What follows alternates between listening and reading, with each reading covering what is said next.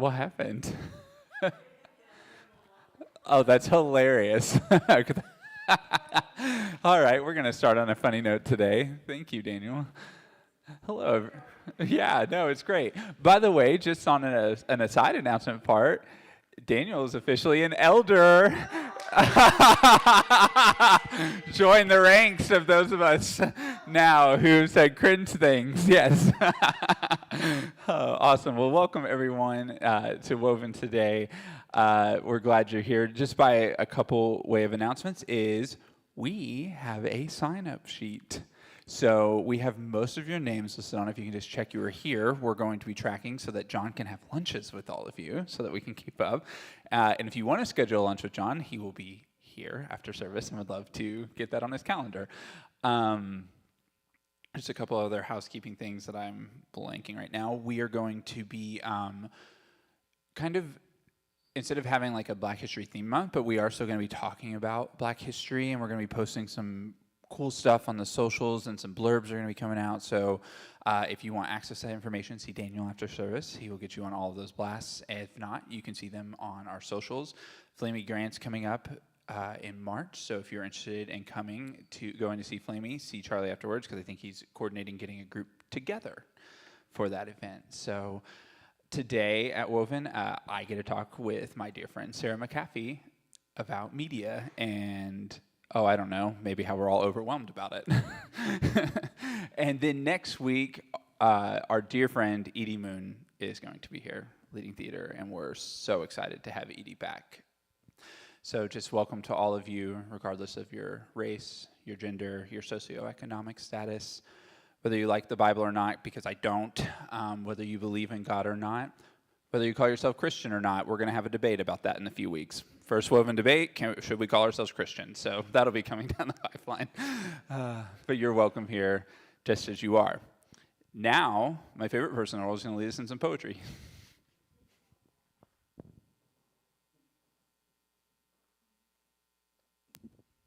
I'm going to assume he meant me. Oh, good. Well, my name's Andrew. I have the honor and privilege and, well, a little bit serendipitous honor to read some Langston Hughes poetry with us today. This service was meant to be one that was scheduled in January, and we got it moved back, and so it's just kind of a lovely happenstance that I get to read some Langston Hughes in this Black History Month. So you'll have to pardon me as I turn pages because I only have so many hands. But this poem is called In Explanation of Our Times, and it has some language / descriptors of people groups that you may not even recognize, but they're kind of pejorative and out of date, so just be aware of that going in. But this is, like I say, In Explanation of Our Times. The folks with no titles in front of their names all over the world are rearing up and talking back to the folks called Mr. You say you thought everybody was called Mr. No, son, not everybody. In Dixie, they won't call Negroes Mr. In China, before what happened, they had no intention of calling coolies Mr. Dixie to Singapore, Cape Town to Hong Kong, the Misters won't call lots of other folks Mr. They call them, hey George, here Sally, listen coolie, hurry up boy, and things like that. Well, George, Sally, coolie boy gets tired sometimes. So all over the world today, folks with not even Mr. in front of their names are rearing up and talking back to those called Mr. From Harlem past Hong Kong, talking back. Shut up, says Gerald L.K. Smith. Shut up, says the governor of South Carolina. Shut up, says the governor of Singapore. Shut up, says Steerdam. Hell no, shut up, say the people with no titles in front of their names. Hell no, it's time to talk back now. History says it's time, and the radio too, foggy with propaganda that says a mouthful and don't mean half it says, but it's true anyhow. Liberty, freedom, democracy. True anyhow, no matter how many liars use those words. The people with no titles in front of their names hear those words and shout them back at the misters, lords, generals, viceroys, governors of South Carolina, Gerald L.K. Steerdams. Shut up, people. Shut up, shut up, shut up, George. Shut up, Sally. Shut up, Cooley. Shut up, Indian. Shut up, boy. George, Sally, Cooley, Indian boy. Black, brown, yellow, bent down working, earning riches for the world, with no title in front of name, just man and woman tired, says, no, shut up. Hell no, shut up. So naturally, there's trouble in these our times because of people with no titles in front of their names. Thank you.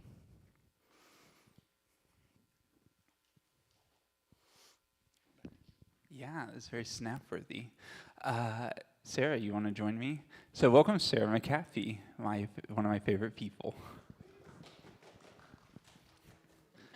So, Just have to remember the microphone has to be up here. yes, it has to be very close so that people can hear you. Otherwise, I'm going to sound a lot louder than you, and that's just going to be awkward. Well, that might work too. Yeah.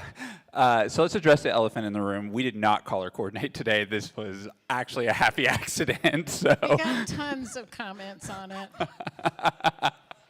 but we So did we're not. the Blue Bobsey twins. One second. I just realized I forgot my phone with the questions on it. I'm not going to be able to ask you much if I don't grab that. No, you won't. So, Sarah, you and I started talking about having this particular conversation. I think it was back in December. And I'll never forget this story. I was oftentimes I run my ideas because Sarah's on my mentoring team for my role as the woven director. So I'm always running ideas by them. And Sarah goes, "Oh, that's so good." I was like, "Yeah, I want you to do it with me." And she goes, "Why?" I'm like, "Oh, I don't know. Maybe because you have more experience with how news and information has It's an age changed." thing. We won't land on that forever.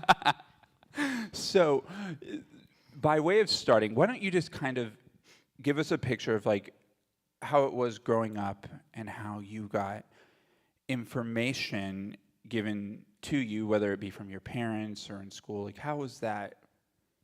Kind of paint us a picture of that. So yeah, when we're talking about media and how we get our information, because of course we're all bombarded by it.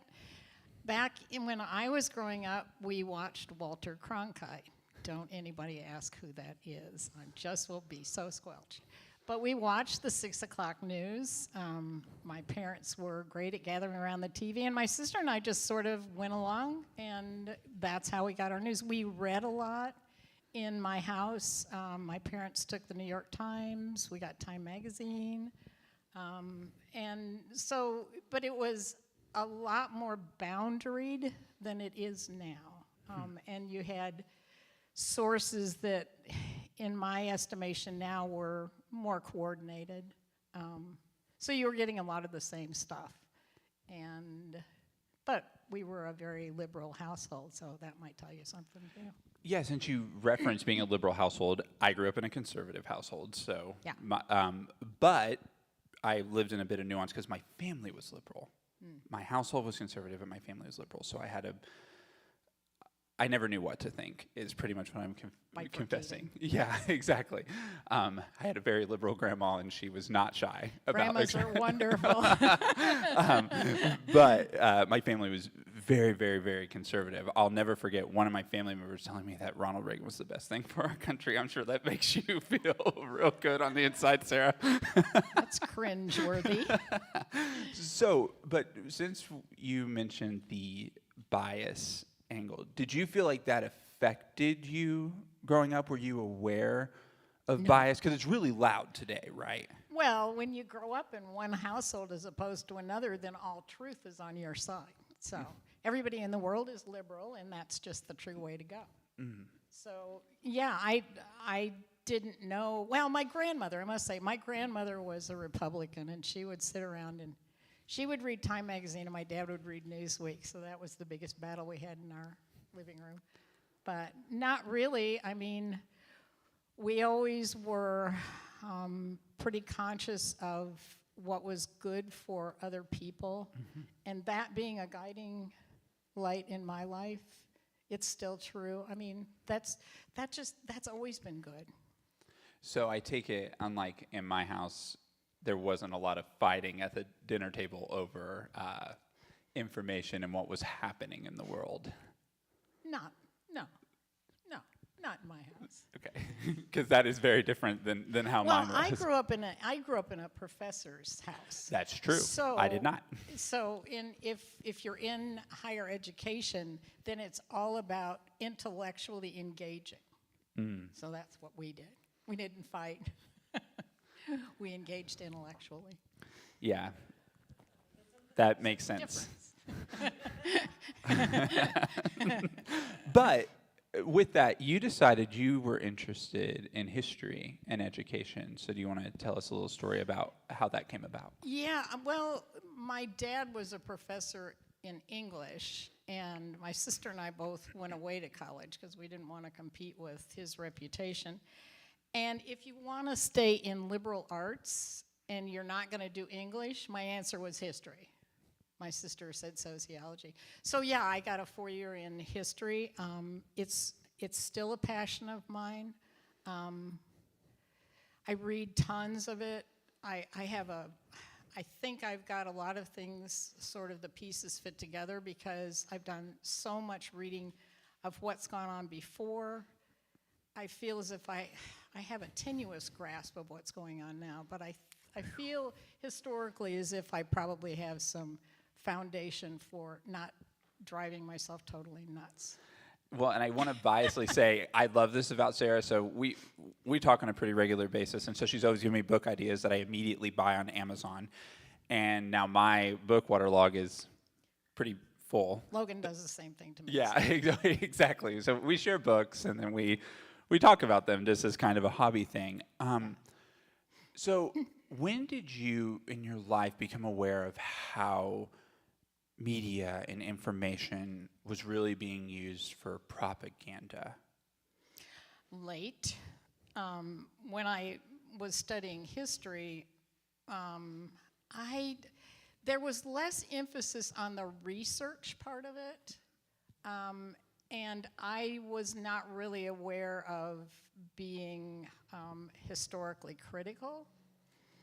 But when I immediately after college got married and had a child, so other things were happening.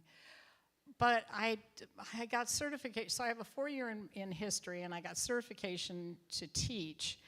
And if you start dealing with books that are in schools that children get exposed to, I began looking into what history is being taught to kids in junior high, high school. And I am so biased about this because the largest state in the country that has anything to do with book publishing is Texas. They've got the biggest school system, and they have an awful lot of sway of what gets into our history books for our kids. And if you take nationalism and wanting to sell the idea that America is the best thing in the world and that democracy is the only way to go, then you have the recipe for total propaganda, especially in teaching. So that started me down the path that possibly all information is not equal.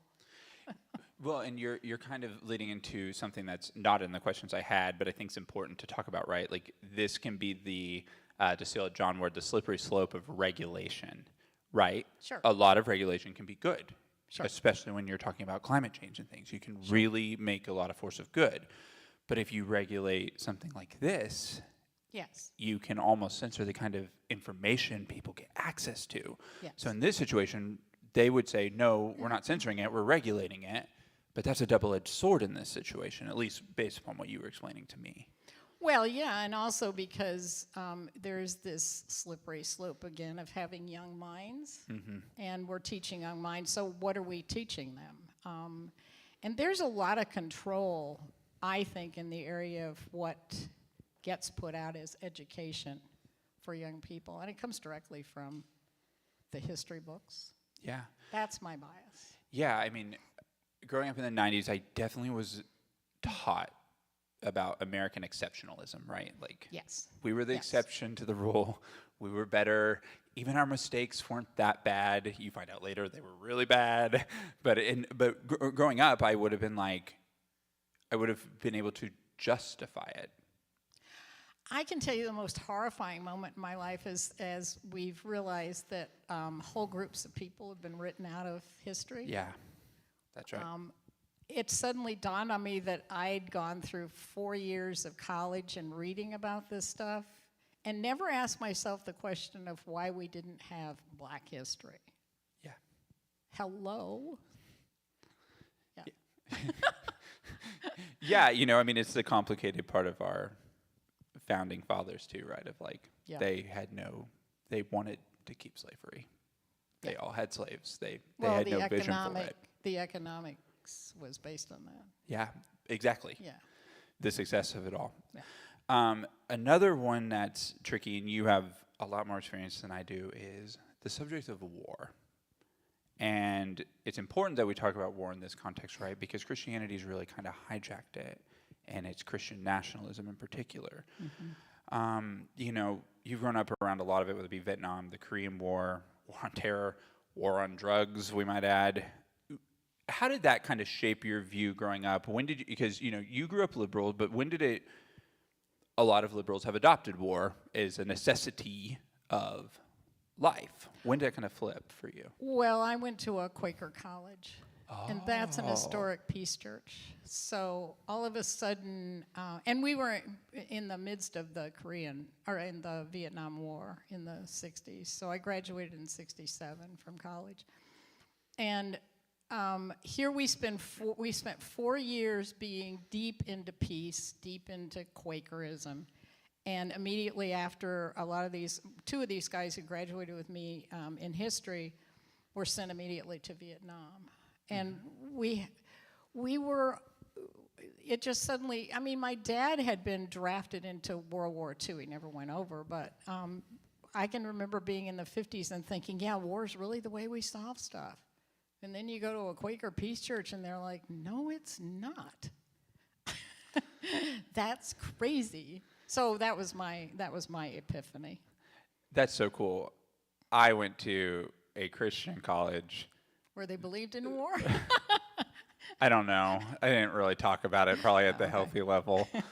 I do remember one of the professors saying that they said Stalin was worse than Hitler. That's one of the few things I remember from my history class. Parse that one, baby. Yeah. So that was something that I did remember hearing in history, but I have to remember, I don't remember. Yeah. And I just graduated from college in 2012, so I should, but I don't.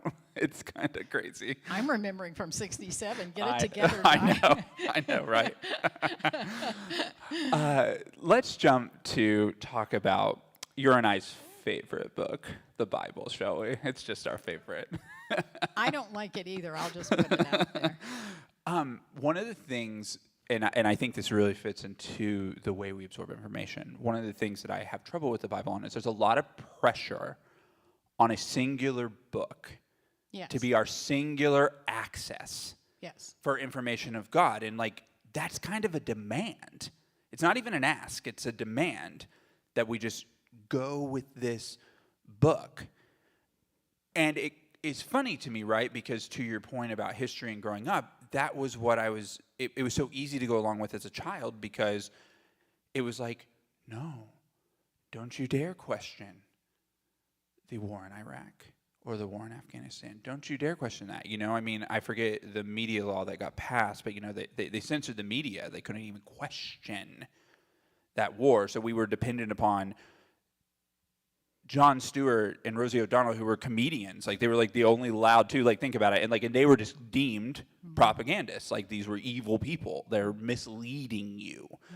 They're just comedians. Don't believe them, as if they couldn't think any different than anyone else. But that's what everyone was saying at the time. And so you put that in connection with, I was told that lie. History has taught me that was a mistake to think that way. But then you have the Bible, and I don't see the same reckoning there, right? And so it makes it complicated in this era of how do we give people a real healthy entryway into religion and spirituality when the demands is on one source?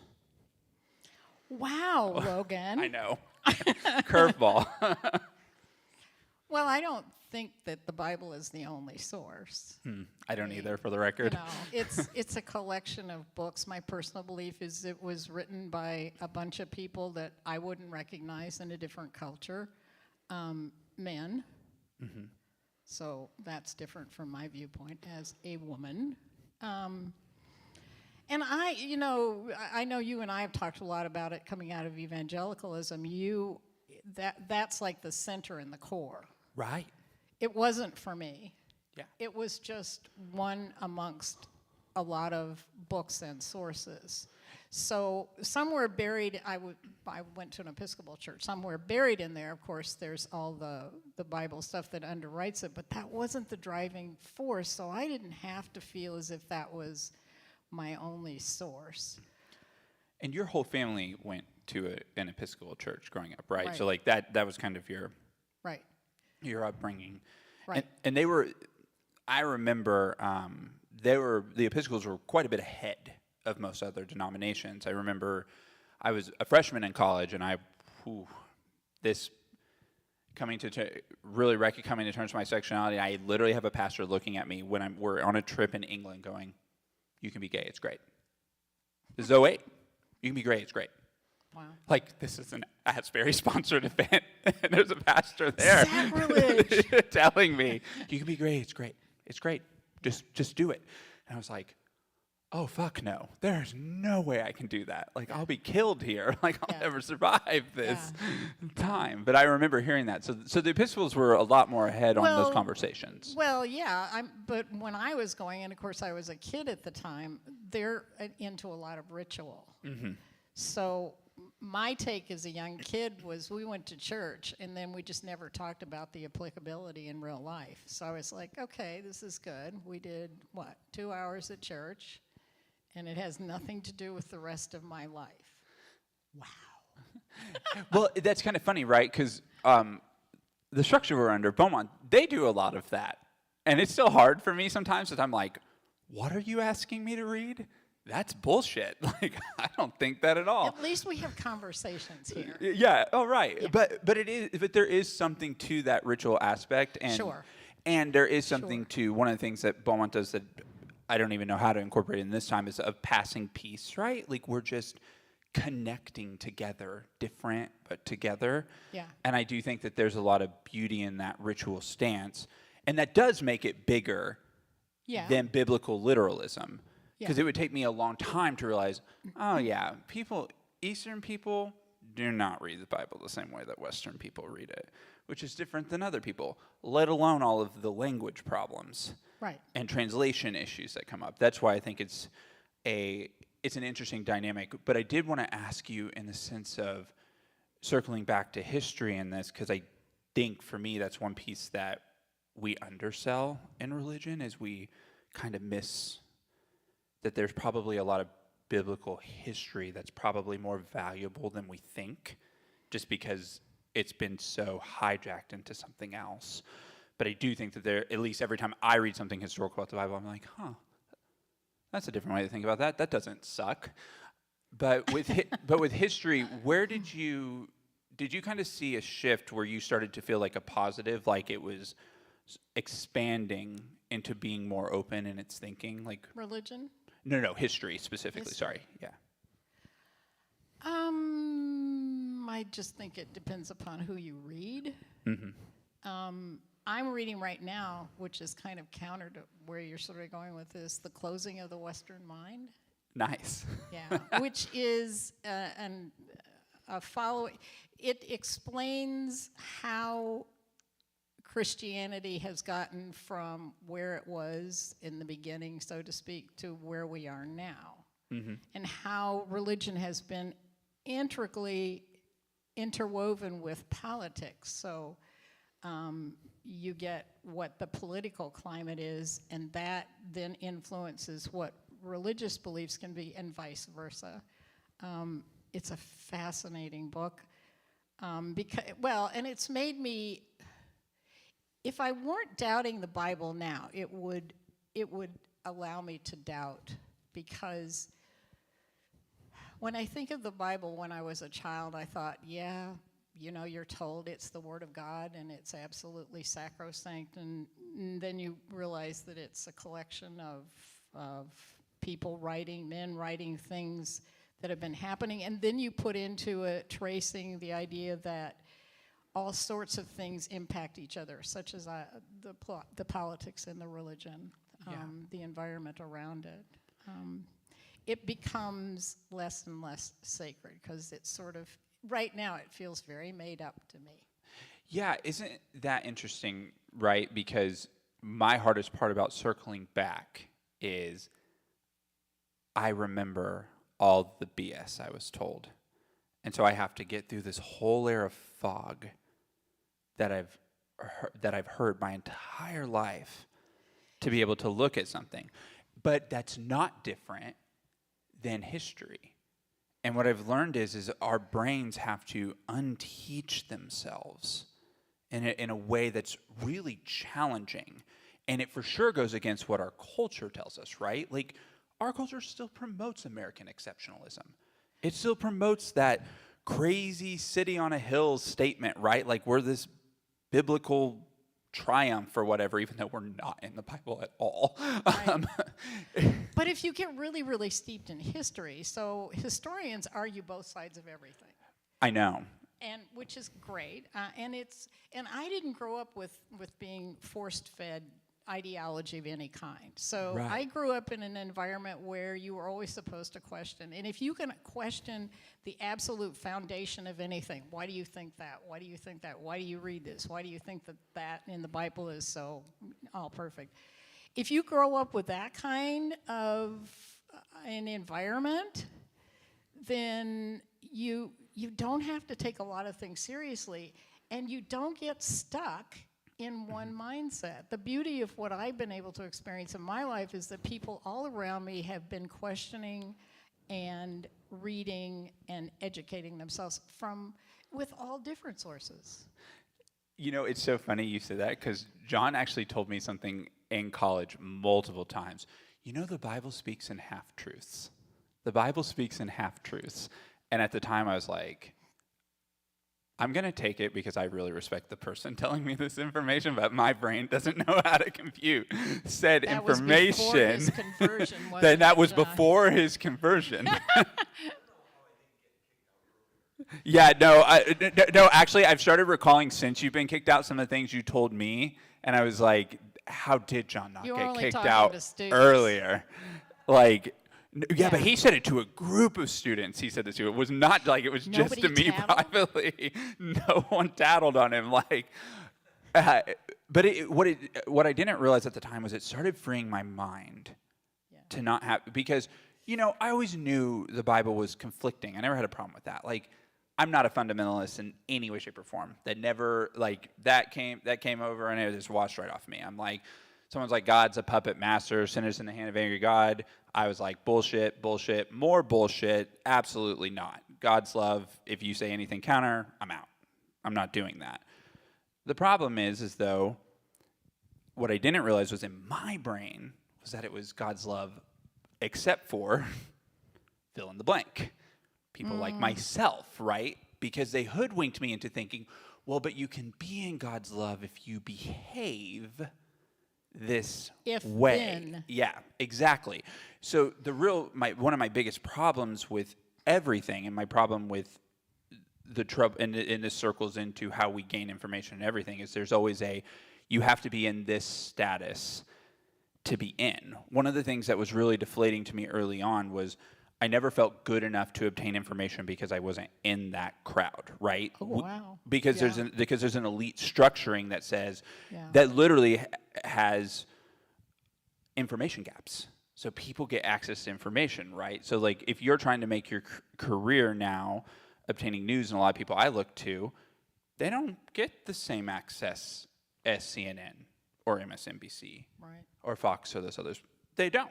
In fact, a lot of people try to make sure that they don't get it ever because they don't want leaks about real agendas and real things. And that's both political parties, right? Like that's Right. one.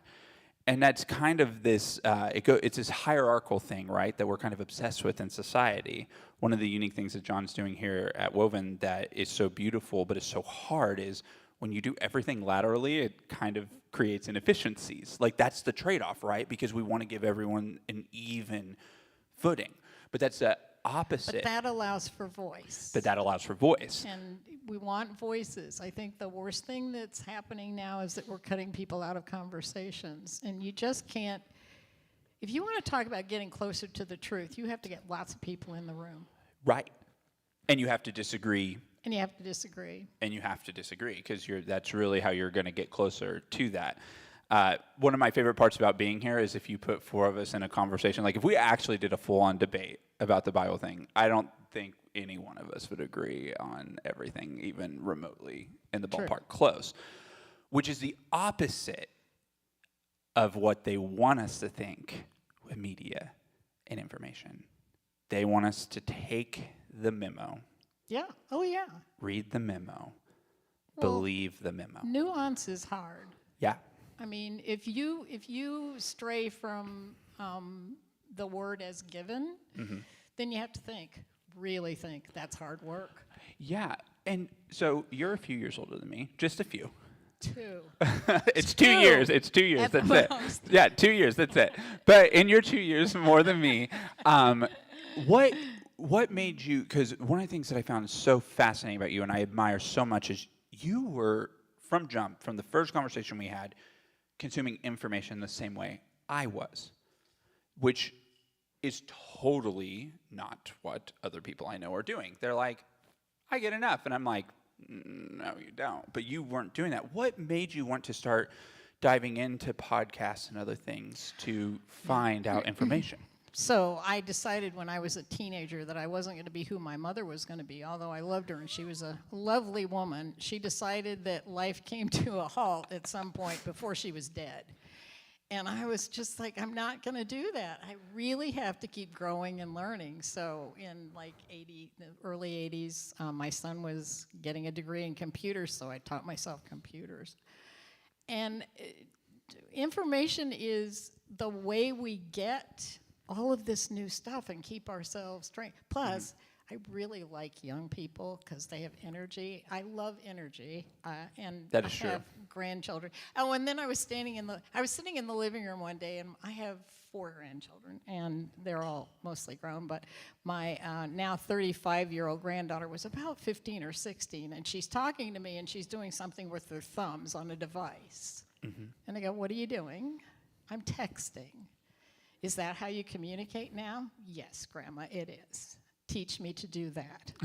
I love that. If you're going to communicate, and I knew this from a long time ago because I'm a history major, if you want to communicate with people, you have to find out how they're going to do that, and then you need to do that with them. So I learned how to text, and Morgan and I have been talking ever since. I absolutely love that story. I love that story. What who are some voices that you think right now are pretty, and this is so loaded, I'm so sorry, so just try to... You already know. Yeah, I know. But it's hard, right? Like, who are some voices that you find pretty trustworthy for gaining information and media from, right? So, I mean, it's safe to say we are being onslaughted. We've had 2 weeks of orange popsicle. Like, let's just call a spade a spade. 2 weeks. And my brain can keep up with a lot. I get tired just thinking about it. So who are people that you find trustworthy in this season, right? Because it's pretty hard. Ezra Klein. Yes, agreed. He's my guy. And who's the other one that you and I do? Podcast. We do that one too, yes, Strict Scrutiny. What's the Pod Save America. That's Yeah. right. John and I listen to some of the same ones, yeah. I listen to all of those as well. And so those are the ones that I think, I don't know, they're snarky, a little bit snarky, their information. Ezra Klein actually takes, I mean, he interviews all sorts of people. He'll take on conservatives, he'll take on people he doesn't agree with, and he gets in really serious conversations, and I appreciate somebody having an actual trustworthy conversation, listening to the other person whom you're not going to agree with necessarily. I really like that, and that for me is a counterfoil to all of the like screaming you have to believe this. Yeah. No, I don't.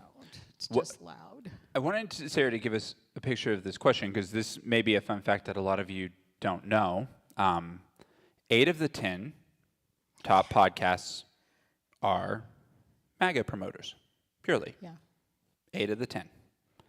The 2 that are not, and it's real. So I'm telling a joke because they're separate podcasts, so they count it as 2, but it's 1. The 2 that are liberal, Pod Saves America, Pod Save the World. It's the same fucking host. Yeah. So you got 1, really, 1 source, and the other 8 are the other. And I mean, and it's not like they're in the middle of it, like they're at the bottom. So we're in it. We're in an information where information is. So they're 7 and 8. Yeah, pretty Wow. much. I think they were 8 and 9 actually, 9. but I could be wrong about that. Don't quote me. It was something weird I'm like that. feeling so deflated I know. and invalidated. But I mentioned that because it's very obvious that the way information is being given is lopsided right now. Yes. And that's a real challenge. Yes. And something I find so admirable about you and the work you've done that I think all of us are going to have to do in this era is we're going to have to pursue information differently than what's natural and then what's easy. Yeah. Because doing what's easy right now is going to be costly. And we're all going to have to work a little harder, unfortunately. You do know that my whole generation is still watching the regular news. I know, that's You why I do wanted know to have that. this conversation with you, Sarah, is because your whole generation, they quoted The View today to us. I'm like, okay, we can go a little farther than that. So I wouldn't do that. you heard it like I did, so. Oh, God. Yeah.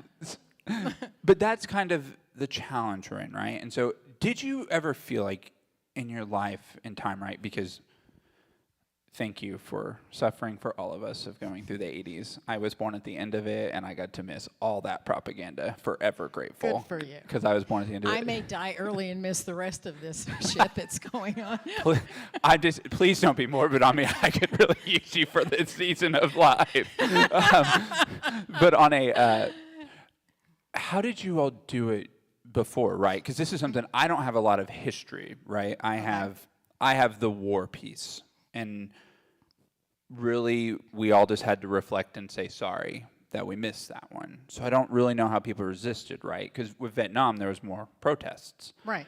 There was definitely, based upon the history that I've read and the documentaries I've watched, there was more resistance in the 80s to the economic agenda being pushed out than what we see now, even. Really. Yeah. Isn't that kind of fascinating? Yeah. Okay. So we did a lot of, I didn't necessarily, but we did a lot of protesting. So you had mainstream media reporting on everything, but you had young people back in the Vietnam era were out there, and their voice was being in the streets of actually protesting stuff. And believe you me, all the people that were home watching Walter Cronkite were going, look at those stupid kids out there creating mayhem. So there was a real divide between the kids and the older people. And older people are still, I guess, I don't know. Sorry, Linda, we're in the same age category. We're still home, some of us watching the major network news. I think that's just habit, though. Yeah. I think a lot of people I think they're waiting for Substacks and stuff and podcasts to catch on. Yeah. Oh, no. Yeah, no. Well, and that's kind of funny, right? Because that's what I had to do. There are so many good people who can give us more transparent news because they don't talk to an advertiser. Yes. They depend yeah, on money from Substack. Right. They're taking $5 and they're building their careers. And those are the people I have found the most honest source because there's no compromise. Well, this is verbal self-publication. So now that we have now that we've got the internet and we've got everybody can get a microphone yet on there, that's like self-publishing. That's the same as if you go out and write your book and then you self-publish it. It's the same sort of thing. Yeah, but to keep up with the information, right, and with the information gap, right? So that's what I've been impressed by is watching people who are being, I'll never forget one of the people, Andrew and I in particular, listened to. YouTube changed their algorithm around and basically ruined their default ad money. because YouTube has more default ads than any of us can humanly handle. And they literally had to reach out to people and say what happened, and basically the channel, like, it was going to die. And people came in with, like, they got over 1,000 people. They gave $5 and it saved it. Yeah. And, you know, so it's kind of amazing, some of those stories of whenever these things happen, but we also have to accept that there are things happening that are going to try to censor and slow down those people access to information to give us a little bit more honest and not just a White House memo. Well, yeah, and the other thing happens is that the mainstream media is in collusion with Correct. the leadership. That's because challenging. if you want to be in the room getting the White House briefing, then you have to be playing ball. And Yep. we've known this for a long, long time. So how much journalistic independence is there if you have to make nice with the people in the White House? Yeah, that's tough. And I have seen a rise in people actually being able to do it. That's really encouraging. They're just not popular, right? Like, 8 of the 10 still MAGA. And the other 2 worked for Obama, and that's how they're in there. Wow. Yeah. That's, I mean, those are the lived realities, right, for a lot of us, you know.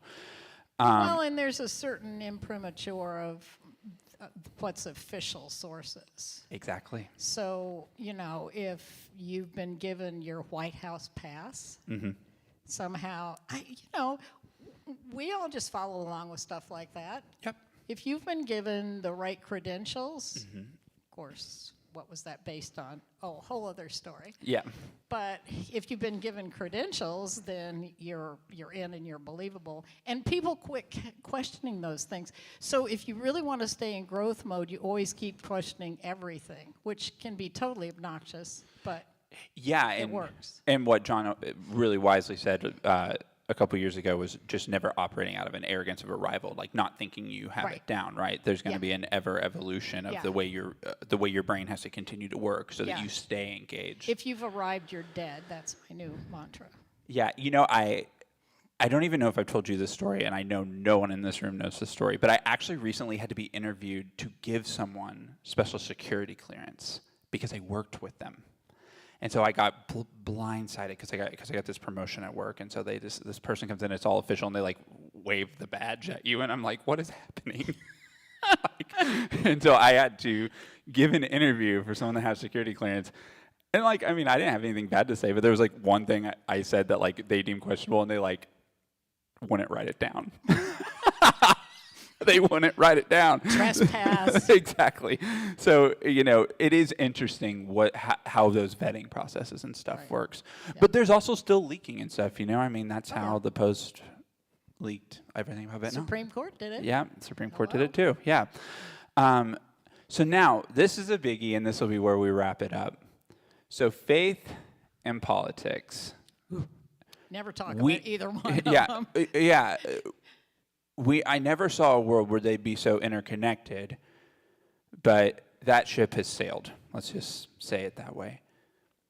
So there's a big question right now in our sphere, and these are questions that John has asked, and when Tim and April were here, they were asking of, do we mix them? Do we have more of that conversation? Do we keep it separate? Do we do some mixing and some separate? What's your opinion on that? Because there's no good answer. They're separate. Yeah. They're separate.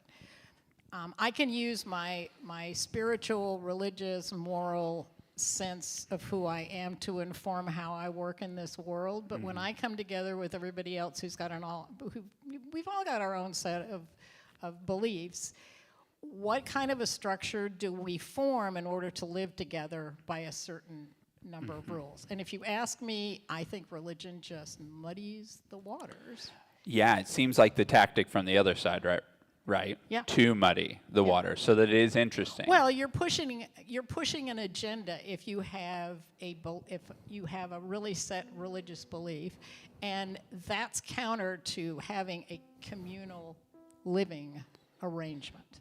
Yeah, that's so well said, and that's the perfect spot to end it is, here, it's not about the belief. It's about belonging because you're a human. That's why we have these conversations. That's why we talk about politics sometimes, even when it's uncomfortable. That's why we talk about how we gain information. You know, we've all had to gone on that journey of how, what's safe for you, because that's relative, right? For you to gain faith information. What's safe for you based upon what you can handle to gain political information, to gain history, because they all have biases and they all have things that we don't know how to do. And you're my favorite person to talk about this with, so thank you, Sarah. Thank you, Logan. Yeah. Me too. So we're going to get ready to transition to a time, and I'm loving this because it's already been blessed today because Beaumont did it, so I get to call this communion. So why don't you come get the bread and the juice, and I'll read a prayer over all of us.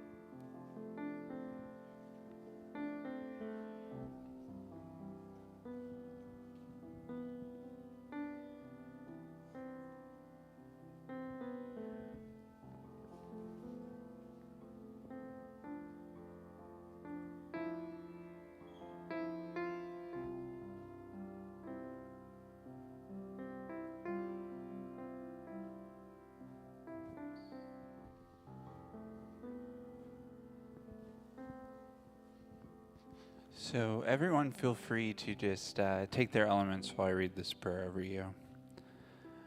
God of every beautiful thing, make us people of wonder. Show us how to hold onto nuance and vision when our souls become addicted to pain, to the unlovely. It is far easier to see the gloom and decay. So often it sings a louder song. Attune our hearts to the good still stirring in our midst. Not that we would give ourselves to toxic positivity or neglect the pain of the world, but that we would be people capable of existing in the tension. Grant us habits of sacred pause. Let us marvel not just at the grand or majestic, but beauty's name etched into every ordinary moment. Let the mundane swell with a mystery that makes us breathe deeper still, and by this may we be sustained and kept from despair. Amen.